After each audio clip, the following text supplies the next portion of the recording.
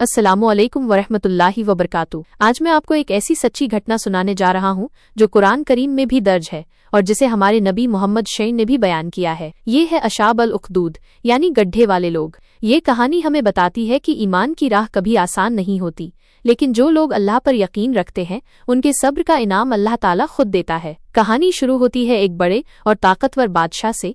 एक ऐसा राजा जो अपने मुल्क में सिर्फ अपनी इबादत करवाना चाहता था।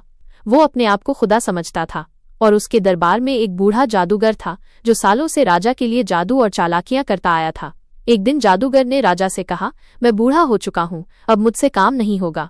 कोई एक होशियार नौजवान दे दो जिसे मैं अपना सारा हुनर सिखा दूं। राजा ने तुरंत अपने मुल्क के सबसे होशियार लड़के को बुलवाया।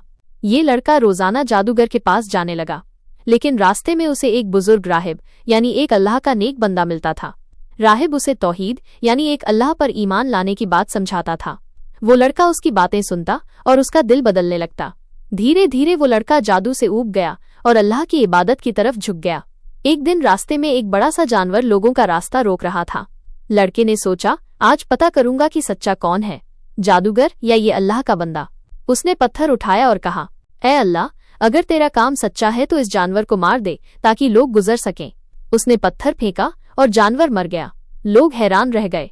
यहीं से पूरे शहर में लड़के की पहचान फैलने लगी। लड़का अब अल्लाह के हुक्म से बीमारों को ठीक करता, अंधों को रोशनी देता और लोगों की मदद करता था। लेकिन जब राजा को पता चला तो उसने उसे बुलाया और कहा, ये सब मेरे हुक्म से कर वरना सजा भुगतनी होगी। लड़के ने साफ कह दिया, ये सब मैं अपने रब अल्लाह के हुक्म से करता हूँ, तेरे हुक्म से नहीं। राजा गुस्से से पागल हो गया। उसने उसे मारने की कई कोशिश की, पहाड़ से गिराना, दरिया में डुबाना, लेकिन हर बार अल्लाह ने उसे बचा लिया। आखिर लड़के ने खुद राजा से कहा, तुम मुझे मारना चाहते हो तो मेरी बताई एक ही बात माननी होगी। पूरे लोगों के सामने मुझे बांधो और एक तीर मेरे सिर के बीच से चलाते हुए कहो, मैं इस लड़के के रब अल्लाह के नाम से मार रहा हूँ, तभी मैं मरूंगा।